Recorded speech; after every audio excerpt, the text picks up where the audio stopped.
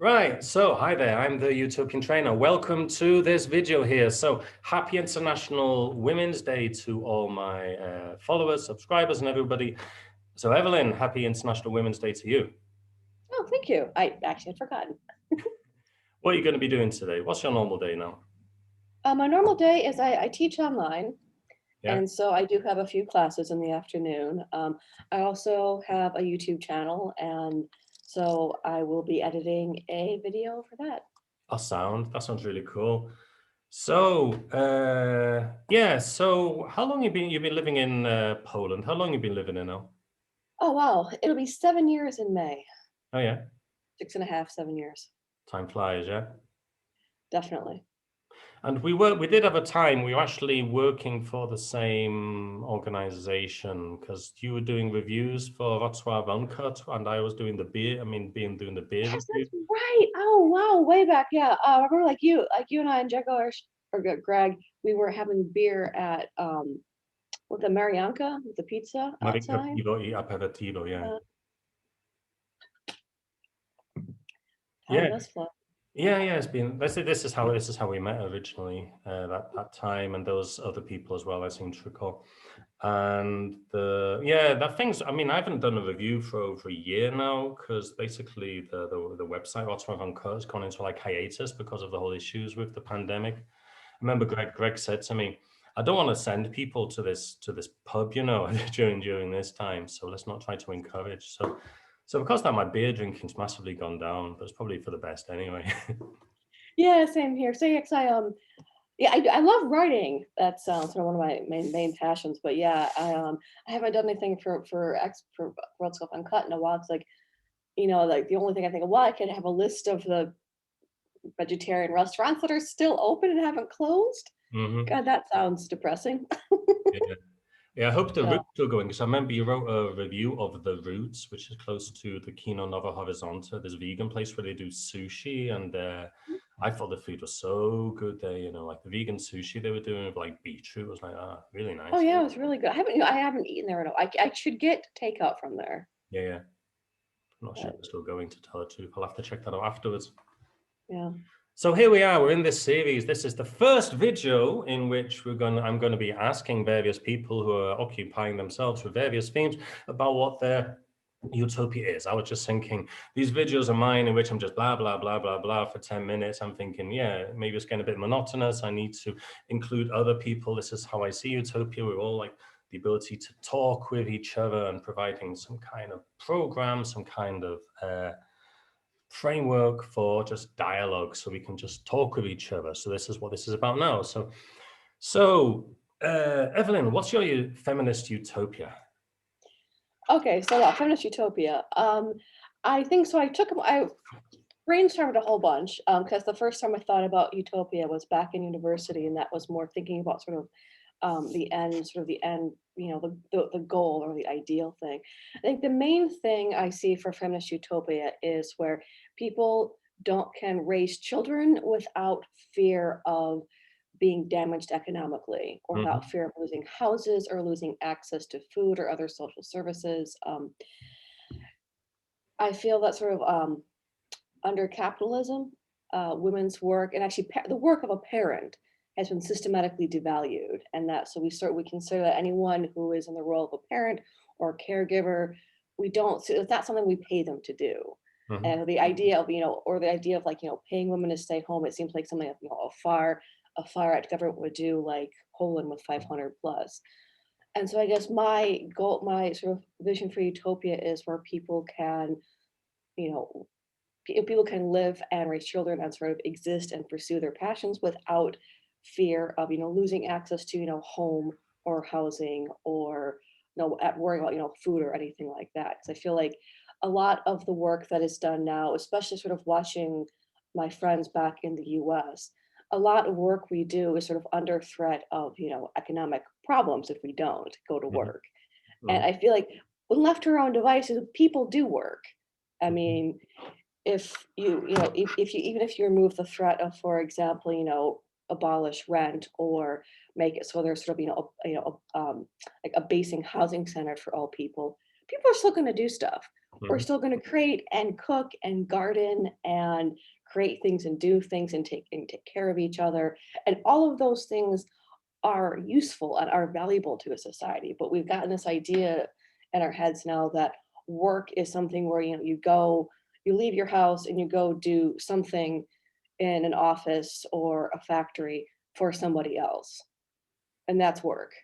Mhm. And staying home and any kind of caregiving or cooking or tending a garden, that's not really work. That's just something you do in your free time. Mhm. And I think we sort of split up our idea of like what is valuable or what we need in a society. And we also need, the caregiving aspect and food and sort of like the homemaker thing. I think we just need to sort of like, and if as in my utopia, we would reassess what is work and what is valuable, what we need for society. Mm. Mm. So I like that. I like this because you basically started off with the economics, the Mhm, economics of it, mhm. and so if you're thinking in terms of the current situation, like in Poland, I know you've been in demos. I've been in a few myself. I mean, what do you think this is? This is bringing. I mean, what would you say the situation is like in Poland with regards to your like vision? How would you compare that with your? You briefly mentioned peace there. So would you want to elaborate on that? Yeah, I guess I find Poland is such a mess. Because I feel like Poland at least has the advantage of people are more okay with the idea of social help and social support. Hmm. There's already sort of that. I mean, in the U.S., there's very much this idea that if you don't do the work yourself, you are lazy and a bum, and you are a leech off the government and probably Hmm. anti-American too. Um, Taxes are bad. Yeah. And I feel like at least in Poland, there's the sort of the further step where, okay, it's okay to, rely on a social program, or it's okay to have social programs. But Hmm.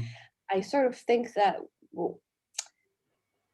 we have like what Poland and I think sort of some other countries in Central and Eastern Europe would need to do is sort of take it and figure out, okay, so what do we want those social programs to do ultimately? What kind of role are we trying to support? And Hmm. especially I feel like I noticed a sort of dichotomy in with Peace, the ruling party in Poland, Peace and Justice, terrible name. That on the one hand, Peace, Poland's ruling party, they have this program 500 plus where they give parents, an extra 500 zloty a month for Hmm. having, children, which I have a lot of mixed feelings about. But then on the other hand, they don't pay teachers very well. That a lot of Hmm. the educators in Poland are very systematically underpaid. So sort of like if we're going to really support, if we're going to really support education and children and women, we need to invest in our schools. We need to pay our teachers a living salary, Hmm. and we need to make sure that our teachers are teaching, that they are bringing their best to the classroom, because these are the people we trust with our children all day long, that we sort of we say, okay, you're going to teach kids, and not only teach them but also be sort of be a certain like a role model at a we give a lot of importance to teachers. But if we're not paying them enough, or Hmm. if we're expecting them to go and work under threat of like, well, especially now with COVID, I do wonder like how many teachers will feel pressured to return to the classroom Yeah. without the vaccine. And that kind of scares me because again, Yeah. teachers are very important and we need to make sure that they are supported, and not just in terms of paying them enough, but also making sure like, do they have access to healthcare? Yeah. Are they able to take time off? Are they supported by their employers to get supplies that they need? And I feel like, especially since a lot, especially like primary school is often, for a lot of reasons, often a lot of more women are teachers in primary schools than men. Mhm. I feel like if we're going to think about supporting women, we need to look at not just things like 500 plus, but also sort of think about in terms of a broader thing, because I feel like, not that I'm saying that all women should have kids. I actually am a woman and I don't have any children, Mhm. but I feel like you have to you can't be anti-kid, or you can't not support children and also say you support women. They kind of Mhm. it goes hand in hand to me. Mhm. Yeah. One thing I kind of have observed like in different countries is kind of that some are kind of setting teachers against like nurses or against healthcare personnel. So especially why are they being vaccinated when there's still these people who've not been vaccinated yet? And I'm seeing there is a bit of like a bit of a divide and conquer kind of thing going on here that many people are kind of going along with, and also the whole like the tension with. I mean, this has been a big tension like in this household, because on one side you want to be trying to have people avoiding having contact with each other, but at the same time it's bad for the kids to be inside. You know, it's like not good for their mental health. It's not good for their brain development at a time when the brain is like a very even more plastic than it's going to be like a later. So yeah, for me, this like brings into question like the issue of solidarity. So it's like interesting then to see your like the perspective that you're bringing, because I asked you about utopia and straight away you're talking about what this means for working for working people, for work-life balance, and for like teachers, whether they're being supported kind of thing. So the motto for this year's International Women's Day is courage to challenge. So I like. what would you say is needs to be challenged in order to build a feminist utopia? Oh, that's a really good question. I guess like when I was thinking of the word, I think when a lot of people, especially Americans, think about feminism, they think about I said a lot of feminism in the U.S. has sort of been built on this idea that like women in jobs or women in the workforce, Hmm. and that women having the same opportunities as men. And while I do think that is important, that's only a small part of it. And so I guess I would challenge everyone to think, what is work? What is their definition of work, and what is their definition of giving access to that? Because um, again, if especially now, sort of with now we're all working from home, I think we're also realizing very quickly that while there are a lot of jobs that are important that we need to leave the house for, Hmm. then a lot of a lot of roles like caregiving and caregiving and education and nurses and all that. These are also very important things too, and Hmm. I feel like a lot of times feminists get really caught up in sort of this very old, sort of old school second life idea that to be a feminist means you're trying to, be like men somehow, or you want to Hmm. be the 1980s, shoulder pads, power woman, going to the office and Hmm. kicking ass and taking names. And while that's a totally valid thing to do, and I'm not going to begrudge anyone who wants to do that, that isn't the only way to be feminist or the only way to work hard. Hmm. This is something I can really chime with. This is what uh, originally attracted me to universal basic income, because in the things I was reading at the time when they were discussing it, they were saying basically there's a lot of work which is happening, which is often done by women, which is unpaid.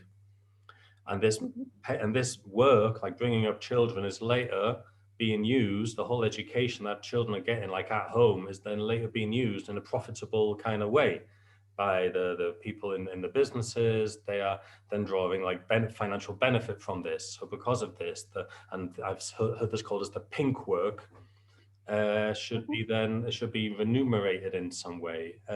I just wonder whether by yeah, I see some like myself some arguments for UBI. I'm not totally a big fan of it. I think there are some issues with it as well. But would you say feminism, the feminist utopia, would be more likely with a UBI? So let me explain in case some of the viewers don't know what this is. So this is whereby some people, I mean everybody, would be receiving a certain amount of money per month, regardless of if they do paid work or not. So you just like you guarantee to get something like 4,000, what 1,000 euros. I think in 1,000 euros in dollars would be like 1,500, $1,300. Is it? Mhm. About $1,000, about 300-400 zloty. Yeah. Yeah. So anyway, so what do you think about that, Evan? I'm actually really like this idea. Because for a couple of reasons. One, a lot of the work that women do, a lot of the work that parents do is it's valuable, but unpaid. And also, I guess also another thing with feminism I didn't mention before is I feel that for any utopia, especially any feminist utopia, you have to think not just about things like gender and class, but also things about race. And I feel that, you know, especially in the US, that generally a lot of the sort of the low paid or underpaid work, for example, things, housekeeping or gardening or cooking or taking care of children has historically disproportionately been done by people of color, by Black people. Mm-hmm. And so, and again, all of this, all of these types of labor, they are work and it deserves to have support. And I've read a little bit about UBI and about some other things, and I'm not hugely in economic theory, but I do think that any kind of worthwhile utopia is going to have some sort of support system for people. Mm-hmm. So again, if people are, trying to, especially now with the pandemic, it's like parents shouldn't be panicking about trying to feed their kids or trying to, feel like they're pressured to return to a job they don't feel safe in. So I definitely feel some sort of system like universal basic income is definitely something we need because like, we are stable enough economically in many countries where we can afford to not have our citizens be afraid of basic stuff like Yeah. food and housing and basic comforts. Yeah. And I don't think there's any, certainly in the 21st century, I don't think there's no reason for anybody to work under threat of eviction or going hungry or anything like that. It's like we have the resources and the means to make sure that everyone's supported when they're working. Mm-hmm. Okay. Right. So I was attended this webinar last week, which was being run by a woman of color, in which she was talking about the blue eyes, brown eyes experiment. You know, the one from Jane Ives that woman from the US, and there was a big heavy emphasis on the issue of like privilege, so like white privilege, and therefore the need to be allies and therefore support people of color, Black people in times when it's needed, and speaking out against this kind of thing. And I'm seeing like in work, I'm a trainer. I'm noticing among other trainers, there's like a big emphasis at the moment on privilege and the need to be aware of one's privilege and therefore to use it in appropriate conditions, and simply to be aware that some people are not privileged in all these kind of ways. And my question for you is: do you think this focus is? Do you think this kind of focus is likely to bring about a feminist utopia? That's a really good question. As my hope would be, because I guess like, as I'm a white middle class woman from the US and I'm aware of the privileges that I have. So, I got my university degree in Detroit. And so I've spent, not my whole life, but I've been very aware of issues of race, especially when it comes to Black versus white for a very long time. And I think like one thing sort of like to keep in mind, like I feel like a lot of white people get really defensive when you talk about issues of race. Oh, I'm not racist. I'm not, I have a Black friend. Um, and I think what white people forget is like we can use our privilege and our whiteness to our, to help out disadvantaged people. We can use our platforms and our voices to bring more awareness to issues. And yeah, I guess my hope is um, I lost my train of thought, but my hope is that white people stop being so defensive and Mhm. start realizing that their white privilege can be an advantage sometimes. Where if you want, if you can platform people of color, you can platform their issues and make people more aware of it. Because if for someone who is for example in the U.S. and is Black, they can't easily like walk into a white person's home and say, "Hey, I want to convince you guys about this issue that's very important to me." Mhm. But if you're a white person, you can just have casual talk with your family or with your friends and make people more aware of certain issues. And so I think that it can. Mhm. Hopefully, they can. Mhm.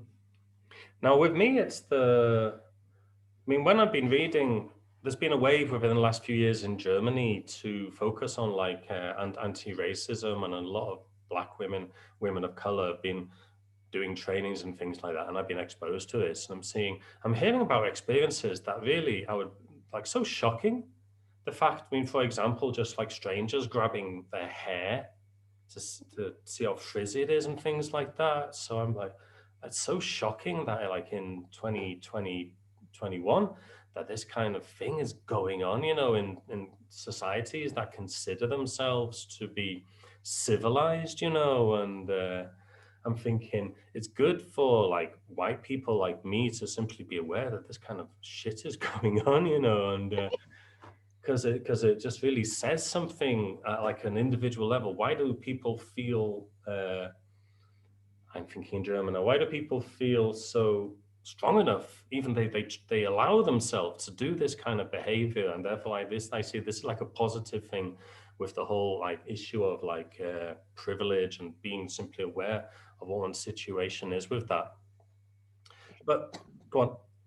Yeah, I think that people feeling entitled to touch someone else's hair is a huge thing, Yeah. especially with Black women and sort of the history of especially in the U.S. with hair, like what kind of hairstyles look professional are the professional hairstyles that everybody with every hair type can achieve, and if they're not, or if it costs a lot of money for people with certain hairstyles to with certain hair to get those styles, maybe ask why do those looks why is that why are these hairstyles considered professional and Hmm. not others? Because I Hmm. feel like looking at I mean I'm not the best one to talk to about this, obviously I'm not a Black woman, but again, just from the stuff that I've read and videos I've watched with Black women and hair, you can just sort of see it's like those hairstyles we think of professional are the ones that would be hardest for people with very curly African hair to achieve, and that's crappy. Hmm. I mean, you're already you're sort of you are sort of building into the system this very this racist bias without. I think a lot of people don't realize that how sort of baked into society and different rules these sorts of things are, because like again, if you're not exposed, if you don't if you're not talking to people of other races or other cultures or other backgrounds, you wouldn't be aware of some of these issues. Hmm. Yeah, I think that really interests me is the whole issue of power. So how is it that we can achieve the goals that we have? And I was in this meeting recently about like an independent socialist Wales, and it was like a very good meeting. At the same time, I thought there was so many little focuses and all kinds of like issues and so many details. And for me, like the biggest question was, how do we convince people about this? This was like the main thing I'm like, like issue of power. And this is why when it comes to a feminist utopia, like the biggest one of the biggest questions in my head is like not just what the utopia is, but how can we work towards that? And I'm noticing that, yeah, to come to like the issue of this is why I asked this issue about like being making one awareness of privilege. I was watching this interview the other day between Owen Jones and Stuart Lee, and Stuart Lee, he's a comedian I really like, and he was saying we keep being dragged into people try to drag us, the people who want an unprogressive society, they try to drag us into a culture war. Mhm. And for me, when I heard about that statue in Bristol of this slave trader was then during a BLM protest was knocked down and then being thrown into the water. I was like, yeah, this is exactly the kind of thing I want to see, because we need to talk about who these kind of people are.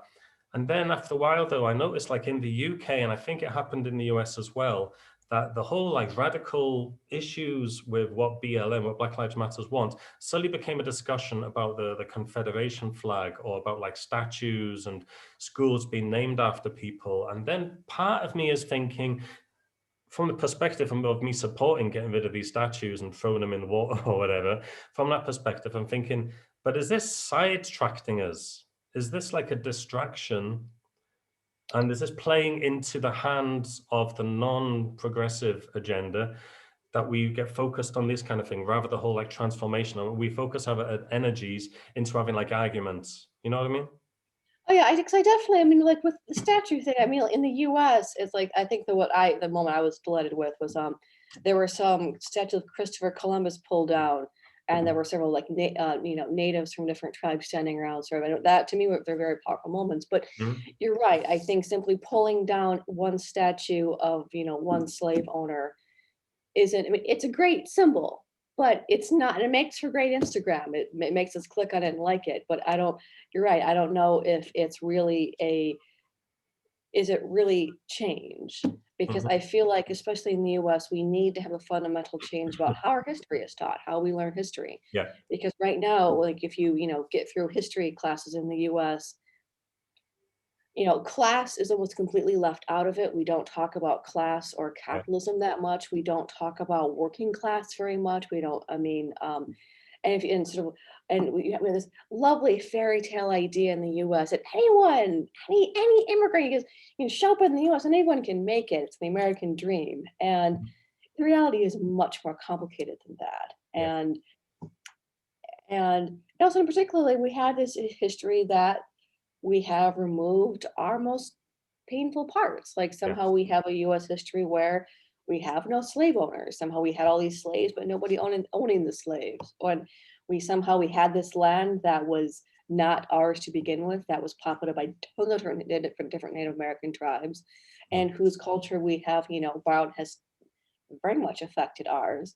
Yet somehow we don't talk about like, how did that happen? mhm, And we've sort of tried to train ourselves to forget those bad things and forget mhm, what our ancestors did. And I feel like, yeah, we can't just pull down the statues. We need to sort of start explaining why were the statues there in the mhm, first place and mhm, have a really honest discussion. And I feel like that's going to be a really hard thing because there are some people who are very invested in this idea that know that America is great, it's perfect, we've never done anything wrong, or our country, whether it's U.S. or Britain or Germany, well, it's great, but we can't if we don't know our own history, we can't learn from it and make a better society, and we can't make a more just society, mhm, and um, especially the U.S. has such a painful history when it comes to race yeah, that we need to talk about it because mhm, if we don't talk about it, we're going to keep repeating it and keep making the same mistakes. mhm. I mean, when I lived in Germany, the main work I was doing was actually dealing with difficult moments of history. Namely, I was, a tour guide in former concentration camps and like other places. And I was doing a tour in a place where the SS and Gestapo used to have their headquarters, and this was in German, and this was a group of adults. And then as I'm going between the two stations, I hear someone said, "But the British also did bad things." I'm hearing someone say, and I'm feeling somehow my presence as someone, I mean, I have a British citizenship, even though I'm not British, was stirred up this kind of thing. And this is why it's like difficult for me in Poland sometimes to talk about openly about various difficult areas of Polish history, because ultimately the argument can be given to me, ah, you're not Polish. So yeah, you should know this, you should know that, and all this kind of issue. And yeah, Oh yeah, I mean, as an American who talks about race online, and I organized a few Black Lives Matters protests last summer. Yeah, the amount of just like anger and sort of gatekeeping that occurs when like, well, you're not Polish or you're not this ethnic thing, so therefore you can't talk about it.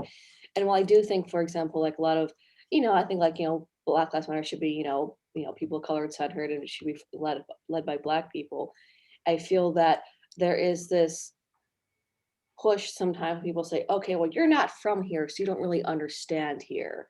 mhm, And it's like, I don't always know how useful that is, especially in Poland, where it's, Poland has, currently has a lot of issues with nationalism. The current government's very right wing, very mhm, anti-women, very anti-LGBT.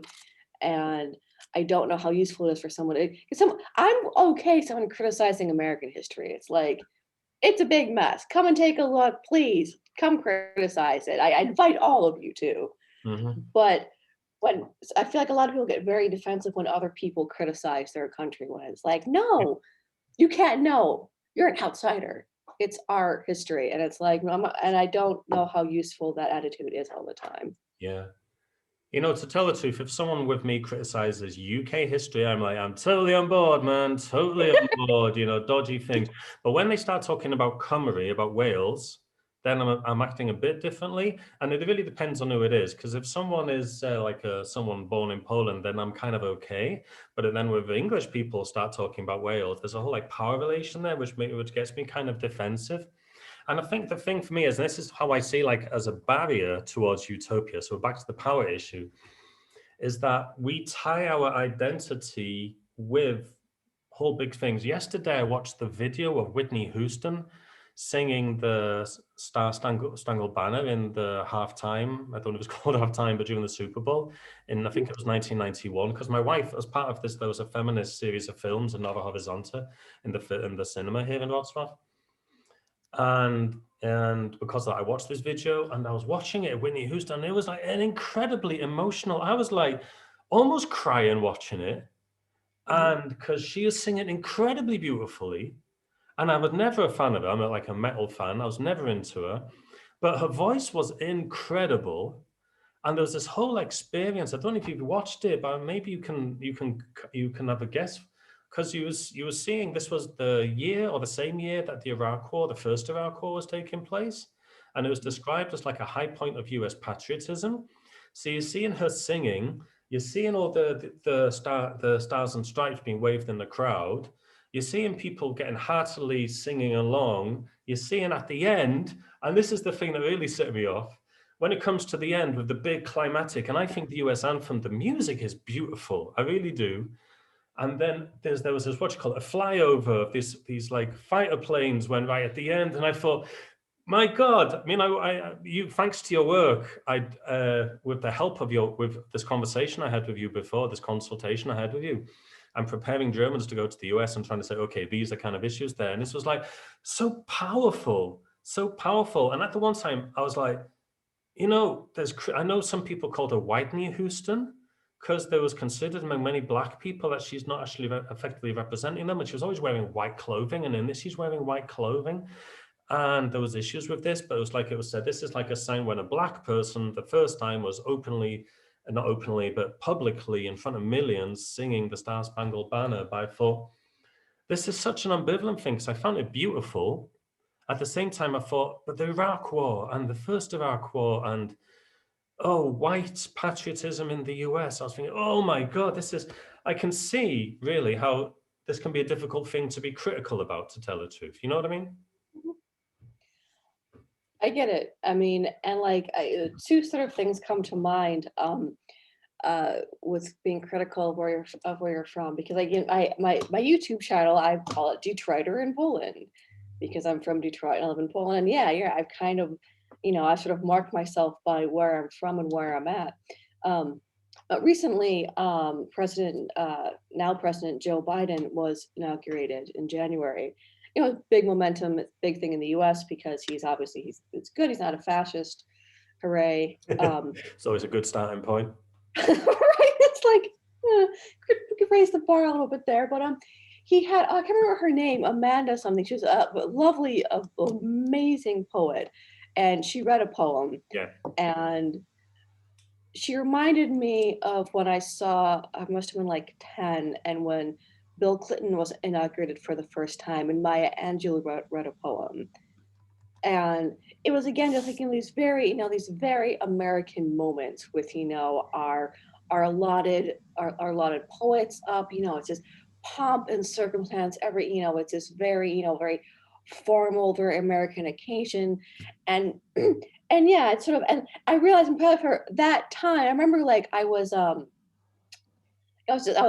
just here streaming it on my computer, but yeah, I got goosebumps. I was like, Yeah. this is amazing. It was finally a relief too. It's like, we've had 4 years of absolute joke, absolute a complete fascist idiot, and now it's finally we have a not fascist person in power, and it was this, and yeah, and so probably for a few days after, if anyone was going to criticize Joe Biden and be like, no, he's not. And now, of course, now I'm like, oh man, he bombed Syria already. It's been a month.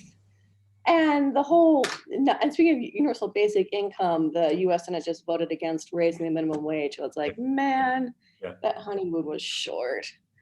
But so yeah, all your points, like I feel like it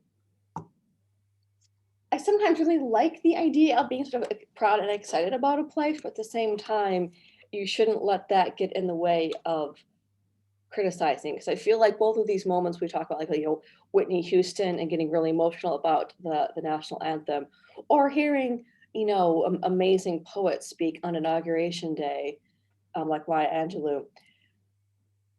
Like this is like what we want to build towards. This is the sort of that the goal utopia. We want it. We want our world to be as amazing as the singers and the poets describe it. Mhm. And so Well, it's great to have those emotional moments. I also think that, once we sort of collected ourselves, you have to go, okay, so that inspired us. We have to keep working though. We have to keep working to get there. Mhm. Yeah, I looked her up while you were saying it. It's Amanda Gorman was the name. Amanda Gorman, I knew Amanda Gorman, thank you. Oh man, she was just like, everyone was just like, I immediately thought of Amanda Gorman and Maya Angelou. I'm like, oh man, they're good. You know, They're very I good. watched the inauguration, and to tell the truth, I was a bit captivated by it, and I thought, I'm not a fan of the music, but oh, I forgot her name. Here am I, here. Poker Face. Who did that? Oh, Lady Gaga. Lady Gaga, of course. And she likes some metal, so I respect her for that. But I thought she sung it well, and I thought the poet was like really good. I thought Biden's speech was good as well, you know. Oh, And they're all good. Yeah. I wasn't a big fan of him like before, but anyway.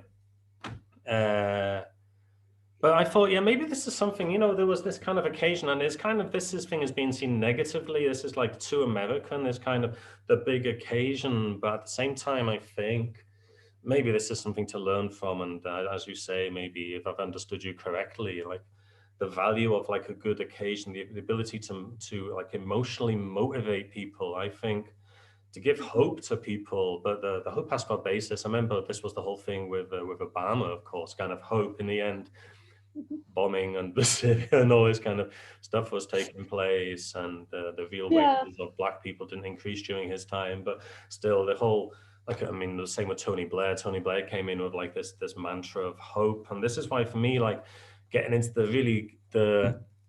it's necessary to get into the details of utopia. Despite what I was saying earlier, like it's good to listen to that heart, but we need to be using like the brain as well to think, okay, what exactly do we want? But for me, the issue but I think you want to say something now before I get to my next. Oh, didn't Tony Blair work with George W. Bush on the Iraq War? Did he I think what? that, didn't Tony Blair work with George W. Bush in the Iraq War? Oh man, you're And opening there's such a anyway, yeah, I'm just like, well, Bad yeah, like, worms, kind of worms. Now the answer is yes. This is a massive theme in the UK because there was like lies were said to Parliament, and a doctor who said it's maybe not true. David Kelly, he killed himself, and it's all kinds of like dodgy stuff that was going on around that time. This was a very intensive, very intensive time. Now, to come into like the issue, so as I say, we're trying to get a utopia, whether it's a feminist utopia. But the question for me is the issue of like hegemony. When I talk about hegemony, I'm taking this from Antonio Gramsci, who is basically looking at the question of why is it that people are voting for things that harm them? I mean, why is it that people like vote like the Rust Belt in the US, they're voting for Trump, and effectively in the end, no new factories. There wasn't like this big wave of factories being built and jobs coming home from China, and the stopping of Mexicans through this wall being built kind of thing. This didn't happen in the end, but there is this kind of the question of then how does one win people over for feminist utopia? So whether they are feminist or not, I'm seeing like among like women in Poland. By the way, before I move on, I should say something that's very fair. I meant to say this earlier, is that I appreciate, by the way, that for people who were born in Poland, it can be difficult to talk to people from the West about Poland, about Polish history, because there is such a thing as like a colonialization and the view that the West has about Poland and the Central and Eastern Europe in general, namely that it's like less developed, it's uh, less clever, basically here, and this can produce. And there is truth. There is this is really like there is a colonialistic, if this is the right adjective, view towards Poland, mhm. and therefore I can understand like a defensiveness with this, and in the context also of Polish domination by other countries, whether it's Prussia, Austria, Russia, and then later the Soviet Union. I can kind of get this kind of need to bit of Yeah. sensitivity around this issue, and this is why like people like us, if we have to be a bit sensitive, even though I think it really gets exaggerated and this gets pumped up by peace, is kind of stirring up this kind of let's be defensive about what people are saying about us because Jewish interests are against us kind of thing, which has just been said, of course.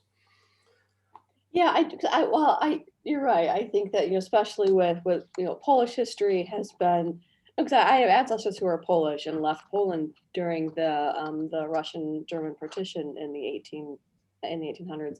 And so I get it that I feel like, Poland has not been, on its own and being able to do its own thing for very long. And so I do definitely, and I also like, I've been sometimes really surprised. I think I was watching Doctor Who, Yeah. and it was one of those throwaway scenes where like there were these people who were he was possessed by an alien and he couldn't talk right, like, and one of the like the doctor's companion was looking at us. She was trying to talk to him and she couldn't communicate, and the guy who couldn't talk wandered off, and the doctor said, well, who was that? Like, I think some Polish worker. Like, Mhm. oh my God, like, what? This is Mhm. Doctor Who. Mhm. And this was, I hope, that was the David Tennant was the doctor. So it's like, and so yeah, there's this definite sort of this side eye that countries like Germany and France and the UK give Poland in terms of being, not as intelligent or not as civilized. And it just, yeah, that is definitely something to be aware of. And he was Doctor Who till like 2010 or something, wasn't it? When they changed to Yeah. Matt Smith. And so this was within a few years of the wave of Polish immigration to the UK as well. And it was produced in South Wales, and Polish people also moving there. And I don't know if it was Russell Davis was the main screenwriter at the time, and Mm, Russell H. Davis, you know. Anyway, yeah. Yeah, I remember the episode, but I don't know who wrote it, but yeah, it's just I was just very surprised by it, 'cause I'm sort of like, God. yeah, no, I wanted to be like, even though I mean, I share your critical views about how things are in Poland, but we're both living in relatively close to each other in a district of Wrocław. So, like, just want to acknowledge it to the Polish viewers who are like what who are watching this. That yeah, there's different stories which is just going on in this. Like it's sort of like I don't my Polish is okay, but like there's a few Polish meme groups I've noticed a trend in the last few months that the city is Bydgoszcz, I think on the eastern side. I've Yeah, seen a number of memes which are very like the theme is getting stuck in Bydgoszcz and like it is awful being in this place. And so I think that even even among Poles there's sort of this idea that that sort of their eastern side is yeah, not as developed as their western side. And so it's this very, and while there's some truth to that, or maybe there might be some truth in terms especially of infrastructure, it just is it is a good thing to be aware of. yeah. I think Bydgoszcz is in the Wielkopolska. It's somewhere in the like the mid north, Man. but doesn't take away your point. There is this. West east kind of. Oh, in the east they're wild, they're more like the Russians there, you know, they're more wild. Here in the west, we're, and look at those, they are bad, they're voting for peace. Here we're voting for cat or pet or, you know, this kind, and Hmm. they just want the money, they just want the 500s water, you know, and this is why they're voting in. I find in notes from Poland there's so much like people are anti-peace like we are, but they're coming out with a lot of classist arguments saying, oh, they just bought people off because they're just lazy, they just want to get free money. And I'm thinking, and this They're is, not lazy. They're afraid economically, like we all are. And yeah, yeah, yeah, and if there aren't enough jobs or infrastructure or opportunities, and the government says, "Hey, we'll help you out," you're gonna vote for the guy. I want to be helped out. We all want to be helped out. I mean, yeah. heck, if there was some way I could declare my cat as a child, I'd be writing a piece and saying, "Hey, I need 500 zloty a month for my cat." And this brings up, then this brings me to the issue of like the need for utopian hegemony, because I'm thinking one can be defensive against whatever policy is coming out. I remember, I mean, sometimes this defensiveness can be good. When there was this big protest, soon as was it the same day when Trump got inaugurated? There was a big women's protest in the US. The same Yeah. day with the pink hats, and like when the China Piontek here started, or like Kobiet, it was like there's a reaction to something which has taken place. And there was like a big reaction, like hundreds of thousands of people. The biggest protest ever since 1989 took place in Wrocław was like last November it was like about 80,000 people, bigger than the one that the Independence March gets. And I took part in some of the marches last fall, and it was amazing yeah, to I'll see. also, yeah. And it was like this. I mean, I like those. Like, there's this power. A lot of young women, but also the young men as well. And this anger. Yeah, that's peace. There was this kind of. But for me, the issue is, and again, brings up the need for utopian hegemony. It's easy to react against something to react against the abortion laws, which were already not particularly liberal in Poland, even before peace came. Not particularly liberal. It's like it was basically illegal. You're like, and now it's become even more illegal and more deadly for women's health. Sorry to Yeah. interrupt, but you're gonna ask a question? Yeah. Had you want? And this is why, I mean, I was going to do a statement and then then the question. I mean, this is supposed to be an interview, but now I'm saying my piece, but I think this is okay. I watch a lot of Joe Rogan things because he interviews very clever people, very like interesting people. I know so many people have things against Joe Rogan, but I think some of the interviews and the content of them is like very, very cool. And that the lack of, okay, we're being defensive against something like in this like short-termism. And I'm thinking, no, let's think, where do we want to go to? What is the kind of horizon? And for me, utopia isn't actually, we have to achieve exactly that and that, because this can become like dogmatic and fundamentalist. I think where's the general horizon, the direction that society we want to bring into? This is why I think we need to have utopian consciousness, at the same time, hegemonic consciousness. I've just made up that. That's a whole interest of mine. Basically, how do we achieve that? And I'm thinking, so what coalitions do you see possible between feminists and other groups in order to achieve feminist ends? And here I'm not just talking like women in general, but be specific feminists. It's a good question. We're talking about specific groups. I think I'm trying to. What a good question. Um, I think the one thing that, as I referenced before, it's not possible to have either feminism or utopia without looking at different groups, whether it's issue, of class or race or gender or religion or orientation. And you can't have a utopia if you're excluding some people. Mm-hmm. Utopia is utopia for everyone. It's not just, well, it's utopia for all of us except those trans people. Mm-hmm. They don't get to be in the utopia. Mm-hmm. I think the bigger question is how do we unite? Because I feel like, because it's sort of like with identity politics, isn't sort of like this push to, and I like it because you can see my bi flag behind me. There's this sort of bit of push online to, self-identify as different things or different groups and different subgroups. And while that can be great and sort of give a name to your experience and also help you find other people with similar experiences, it also does further sort of divide us. And I feel like sometimes online we hang out in our own little categories and our own little groups. And the question is, how do we unite those things? And how do we unite these different groups? And I sort of, I feel like watching in the US and sort of seeing a lot of this, sort of the reactions with the Black Lives Matter protests last summer and sort of, now moving into fall. I feel like it's starting to happen because I feel like I'm gonna go on a little bit of a tangent. I feel like social media has allowed us to see and experience other people's points of view very easily. Like you're mentioning with Black women, their experiences with hair. Before that'd be something we could read about it or hear about it, but now we can actually see videos of Black women dealing with with white people being, racist and worried about their hair. Mm-hmm. And so I think that that social media can be a really good tool for uniting us and letting us see our different perspectives. And I usually when I feel like a lot of my teen students and a lot of my university students, I'm a teacher, seem very aware of a lot of these issues and how they sort of intersect in terms of either racism or sexism. I feel like it might be happening organically now, that with the amount of awareness to different issues.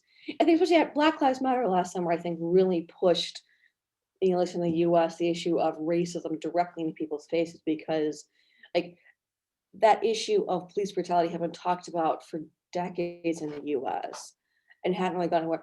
And then suddenly we have this very stark video, this very unsettling video. And I feel like that sort of and the way the US, especially Trump's government reacted afterward, it's like all of these things are in some ways interconnected. And I think we're also starting to see that where, over,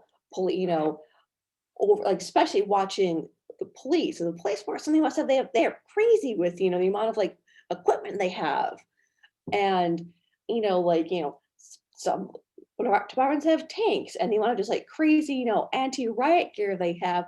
And we also are watching going like, wait, you can afford to fund this for the police departments, but you gave us, a one-time payment of $1,200, mhm, and you're trying to pressure the teachers to go back teaching mhm, during the and so I feel like we've been sort of lucky with these sort of circumstances where I feel like we're all sort of seeing these issues intersect, mhm, where, this sort of this overrely instead of paying our teachers a living wage or really investing in our education, we've been investing in police and jails and prisons. mhm, And instead of investing, or making sure that all of our workers, including our delivery people and our grocery store clerks, and sort of making sure that they have a living wage and they have a comfortable, that they are able to comfortably live and exist. mhm, We've been allowing these very big gap, this very big disparity in wages to happen. And now we're seeing it and we're experiencing it. And because we're home a lot and we're probably on social media a lot, we can see these very stark firsthand accounts from people. mhm, And so I feel like in some ways the sort of maybe the bright side of the pandemic is we are having a much greater awareness of each other's mhm, issues and struggles.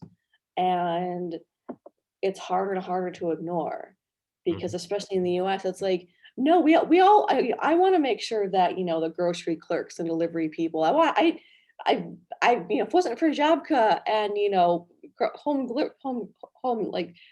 home delivery for groceries, I don't know what I would have done during this pandemic. Like these are essential workers. yeah, And instead we've seen that, they're not in the front of the line for vaccines, they're not getting paid very much, they have no sick leave. And so it's sort of the hope. My hope is I'm a little American. I'm an eternal optimist.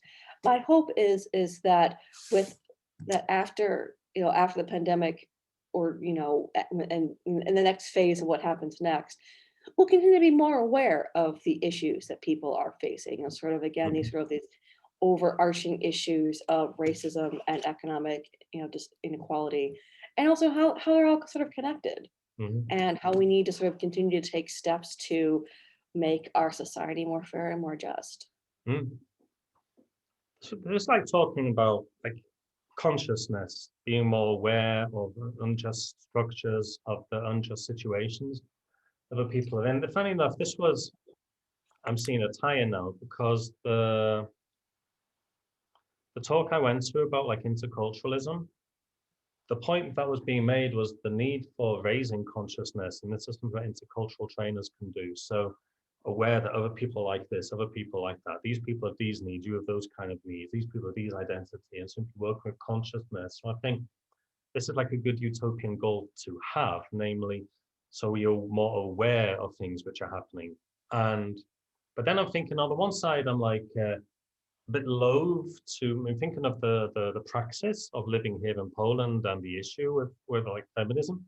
In Poland, I'm like loath to give my view on this because I mean I'm a male when it comes down to it, and I don't share the experiences.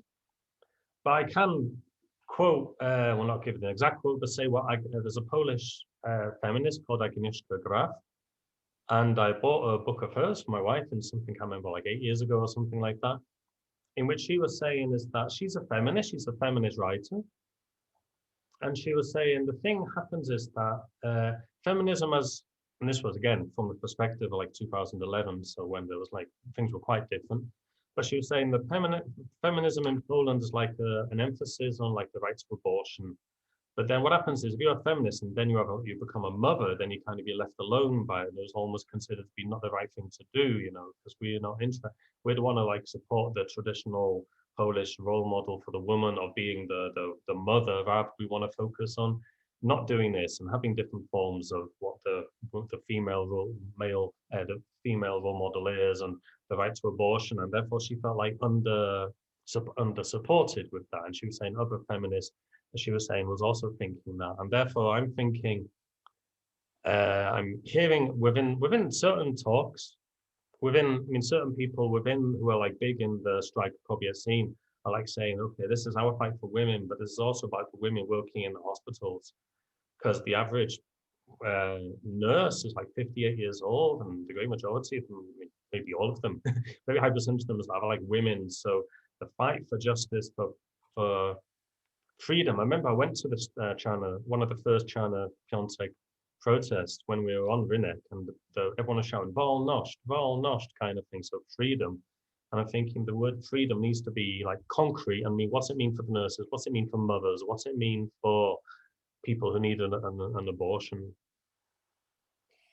Yeah, I think like what I said at the beginning, I mentioned at the beginning, and I feel like second wave feminism has sort of done a disservice because, in the US in the 1970s, the big thing was about women Yeah. being able to have careers, with Betty Friedan and the feminine mystique and so there's this big push to the idea of feminism. I think it still is an idea for a lot of people. Feminism is for women to have the same right, Yeah. opportunity as men. But I think there's also a really huge aspect of it is that I feel like, you know, capitalism and patriarchy systematically devalue women's work. That Mhm. we don't pay women or we don't pay men either to stay at home and take care of children. That keeping house and cooking and tending a garden and all and sort of being a nurturing caregiver.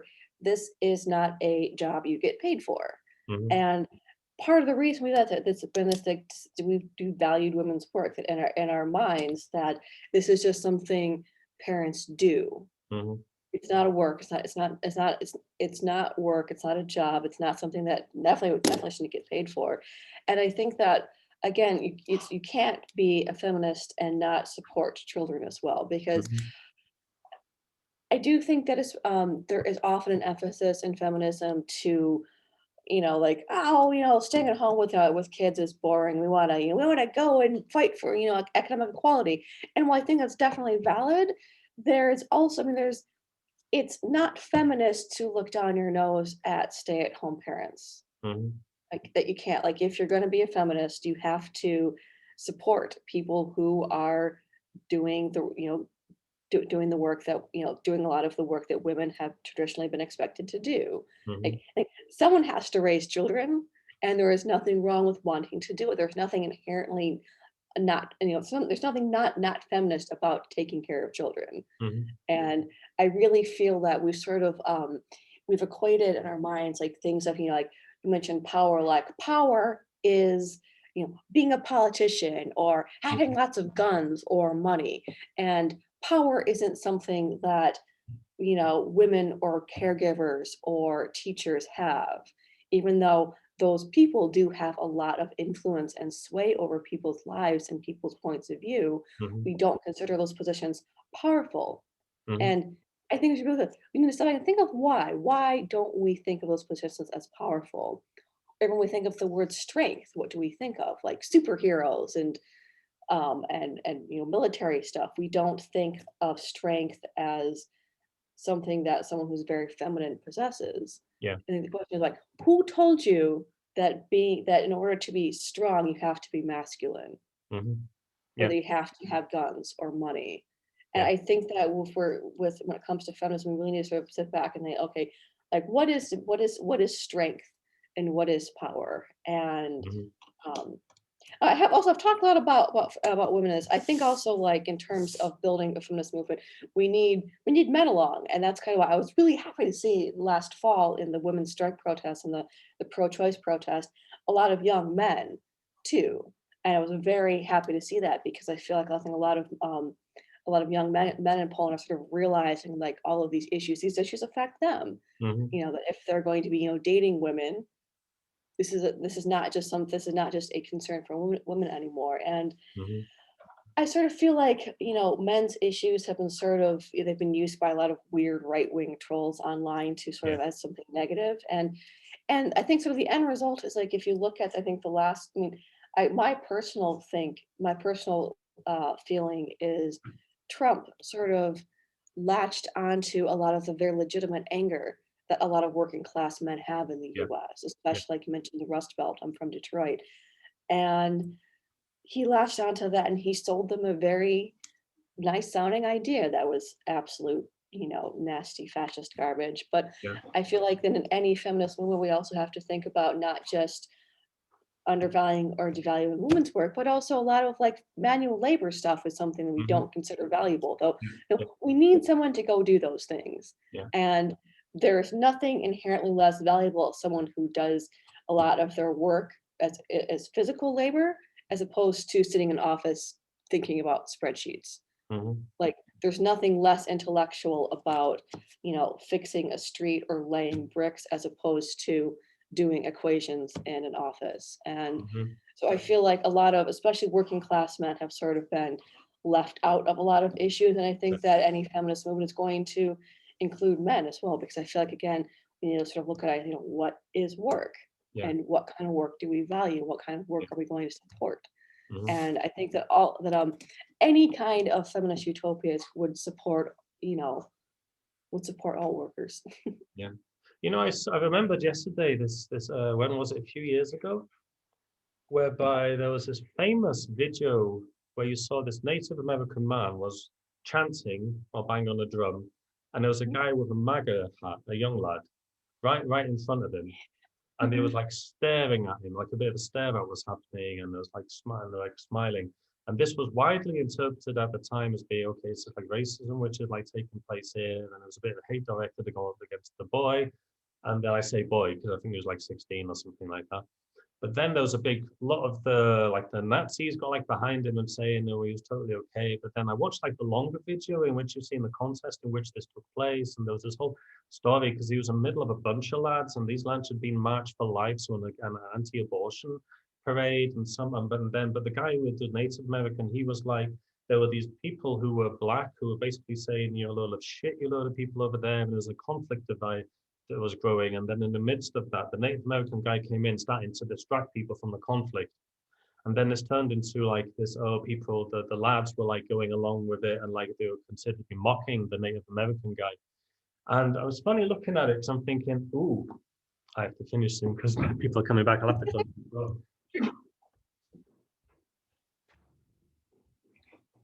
Is thinking, but when I saw them beforehand, these lads, they were quite like G'd up, they were like adrenaline up, and I was thinking they were adrenaline up in a way that I can imagine being adrenaline up in this age when I was in a football club at the time, the kind of group kind of thing that was going on. And for me, the issue is, okay, how do you win people over? What is the realistic, what is the life that this person is having?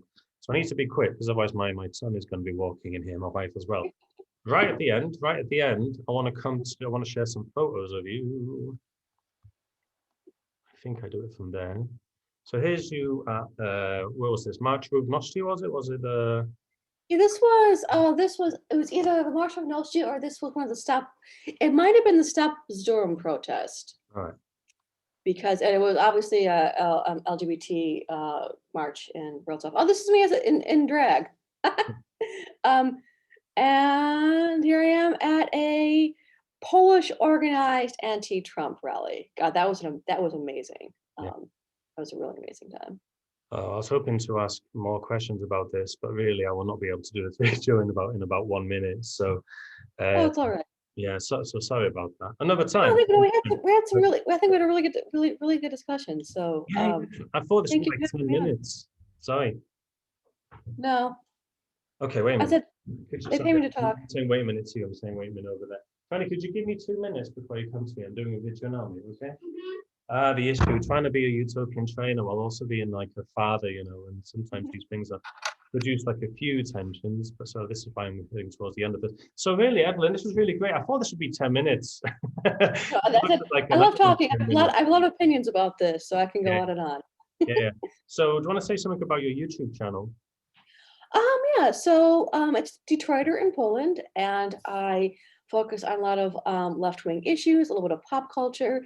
I especially like focusing on Polish issues because I am living here in Poland, so if I can give sort of that perspective, obviously filtered through a foreigner's point of view, but some current things, especially with LGBTQ issues in Mhm. Poland. Cool. So get on that channel. I'm gonna put a link underneath here. And also, you can subscribe to her channel, but also subscribe to mine, The Utopian Trainer. And don't forget to click on the notification bell. Then you can get an idea when the next videos are coming out. I've got so many cool interviews, just like this cool interview in the future that'll be coming up, interviewing all kinds of people all over the area, trying to work out how we're going to build the kind of rich society to fulfill our deepest desires, how a society that really reflects our deepest values. So keep in touch. That's what we should be doing. So thanks for watching this, everybody. And I'm going to wish you a good day and a good, happy Women's Day for this year. Bye, everyone. Bye. Right. And I mean, no, not that. Press the wrong button. Press